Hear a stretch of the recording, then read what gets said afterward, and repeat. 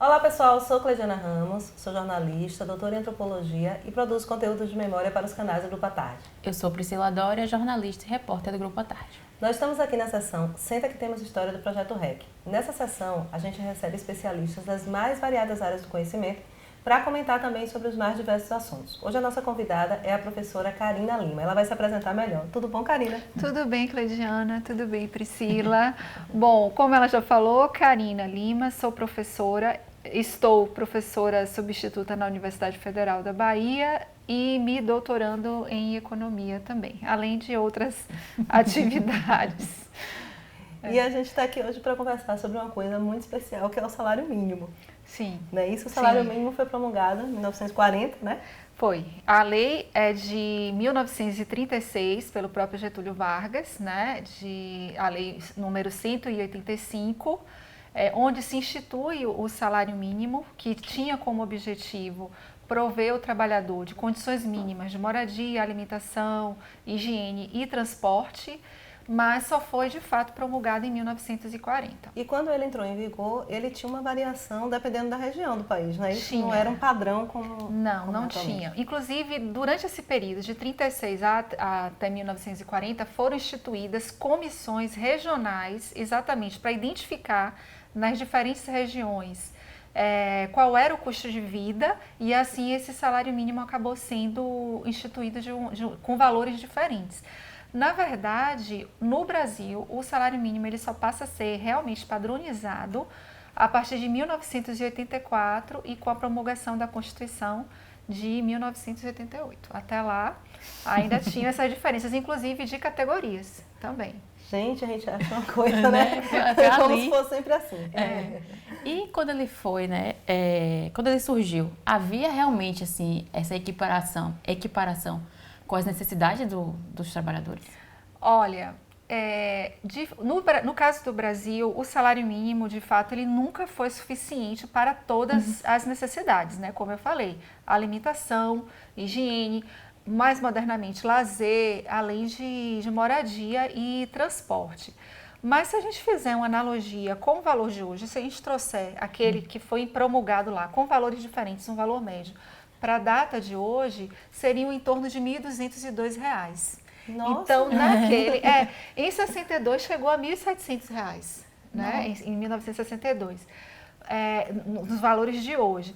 Então, assim, foi uma melhoria muito grande, porque a exploração, eles viviam em condições completamente precárias e aquele salário não dava para absolutamente nada. Então, foi sim um grande avanço. E para o custo de vida daquele momento, houve sim uma equiparação. Agora, como eu já disse, nunca nós tivemos um salário mínimo da Austrália, por exemplo. Sim. E mesmo com esse descompasso, né, entre a real necessidade, entre o que ele realmente é, a gente pode dizer que essa foi a grande conquista do trabalhador brasileiro? Sim, podemos dizer sim. Embora a questão do salário mínimo, por si só, não resolvesse. Outras questões foram importantes, né? Como a questão da jornada de trabalho máxima, o fundo de garantia por tempos de trabalho, a própria previdência, né? Para garantir a aposentadoria desses trabalhadores, os direitos de licença maternidade, que no início era bem pequenininho, era diferente, mas que já se começou a trabalhar, né? Então, no nosso caso, como o salário mínimo ele veio acompanhado de outros direitos trabalhistas, sim, a gente pode dizer que ele foi uma das principais conquistas, né? Que os sindicatos, que os movimentos conseguiram naquele momento. Não sei se dá tempo de falar, né? Mas aquele momento também era propício para o Getúlio fazer essa questão, né? Sim, mas pode ficar à vontade. Pronto, porque assim, qual era o momento, né? Porque Getúlio, conhecido como o pai dos pobres, mas também a mãe dos ricos, né? E também um ditador, né? Porque a gente está falando do período que ele passa 15 anos, inclusive a Bahia, todo esse período de intervenção federal. Sim. E ainda vem o Estado Novo, né? Que é quando o primeiro governo dele ganha realmente um caráter autoritário de ditadura. Sim.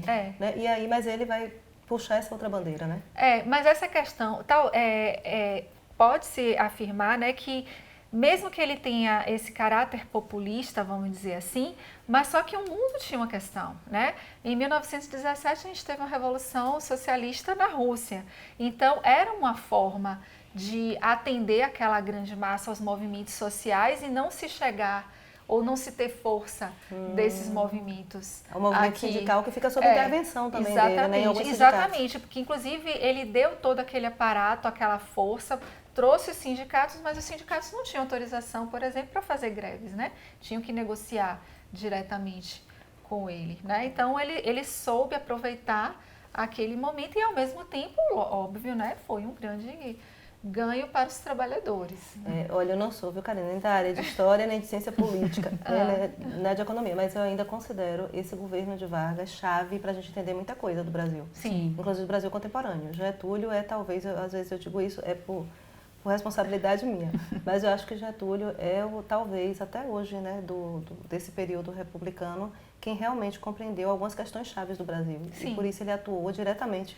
Né? A ideia de criar uma identidade nacional. O nacional desenvolvimentismo, Isso. A ideia de que o Brasil não poderia ser apenas um país agroexportador, mas deveria ter indústria, a criação das empresas estatais, né? Isso mudou completamente, né? O Brasil, nós fomos forjados hoje daquela época, sim. Assim, ele é fundamental. Né? Apesar das contradições, né? Por isso que ele é fascinante, né? Ele é uma figura muito fascinante, contraditória, cheia de nuances. Acho que o que melhor descreve ele é isso, né? Essa contradição. Isso. Exatamente. E você mencionou, né? Essa coisa da Austrália, por exemplo. Sim. E aí eu queria levantar uma questão. Será que existe, né, em algum outro país que o salário mínimo se equipare ao modelo brasileiro? Olha, hoje a gente pode, em torno de 90% dos países, eles têm um regime de salário mínimo. Agora existem diferenças. Por exemplo, a Austrália já começou a ter salário mínimo, que foi o primeiro que eu citei, porque hoje é o maior salário mínimo, né? É o da Austrália no século XIX ainda. Nossa! Né? E outros países nórdicos, então eles têm um salário mínimo. A Nova Zelândia também foi um dos primeiros. Mas, assim, existem diferenças, né? Algumas básicas. Por exemplo, vamos pegar o caso do Canadá e dos Estados Unidos. Tem o salário mínimo, mas existe uma variação desse salário mínimo entre as regiões. No caso do Canadá, nas províncias, né, como a gente fala. E no Canadá, os estados, eles têm essa liberdade de definir qual é esse salário mínimo. Como era no início aqui. Então. Exatamente. Muitos países têm essa característica. Mas, por outro lado, nos moldes, acompanhado com a nossa legislação trabalhista, com os outros direitos trabalhistas, talvez a França se aproxime mais e também passou por uma reforma trabalhista de flexibilização desses direitos, como nós passamos recentemente, né? Mas, então, assim, salário mínimo na maior parte dos países, sim, ele existe, só que existem essas diferenças de determinação. Quem é que cada estado, alguns estados têm essa liberdade, então tem mais de um salário mínimo dentro de algumas dessas nações. Agora, com relação a valor, infelizmente nós não estamos entre os melhores, né? Então, por exemplo, nós estamos entre os 30 piores salários mínimos, né? Equiparado, por exemplo, com Colômbia e com o México. Infelizmente. Né? Infelizmente. Embora tenhamos tido um ganho, né? Por exemplo, nós tivemos um avanço muito grande a partir de 2001 já, mas principalmente a partir de 2003, que aí se começou a de fato tentar corrigir o salário mínimo, não só para repor a inflação, mas para um pouquinho a mais, como foi esse aumento agora.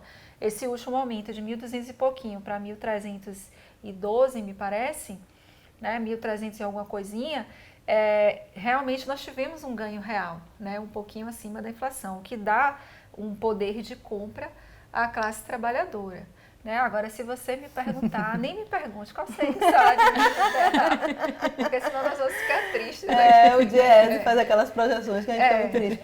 Mas é interessante isso, né? Porque ele acaba sendo um balizador de várias coisas, né? Sim, vários marcadores econômicos brasileiros. Ali tem o salário mínimo. Até categorias, né, que não estão... Sim. Mas elas têm uma base ali de quanto ganha, né? O próprio IBGE faz projeções, quantos salários mínimos por família, então ele acaba virando esse marcador, É né? um parâmetro para muita coisa. Exatamente, ele é uma referência mesmo de valor, né? E que é interferido por uma série de outras questões. Né? Gente, aqui nos canais do Grupo à Tarde, a gente sempre tem informação qualificada. E a gente vai aproveitar aqui, porque na próxima segunda-feira, dia 1º, é o Dia do Trabalhador. A gente chama muito Dia do Trabalho, mas é principalmente o Dia do Trabalhador. Sem trabalhador não tem, não tem trabalho. Não tem trabalho. Né? Então a gente quer mandar aí, né, para todas e todos nós, né, que precisamos disso, fazer este trabalho remunerado. Né? Então mandar um abraço a todos e comemorar, porque é um dia de lembrar e celebrar direitos, né? E aqui, assim, a gente quer agradecer muito a professora Karina Lima, né, porque nos ajuda aqui a manter esta tradição dos canais do Grupo à Tarde e ter informação qualificada. Então fiquem ligadas, fiquem ligados. Gente, muito obrigada e até a próxima.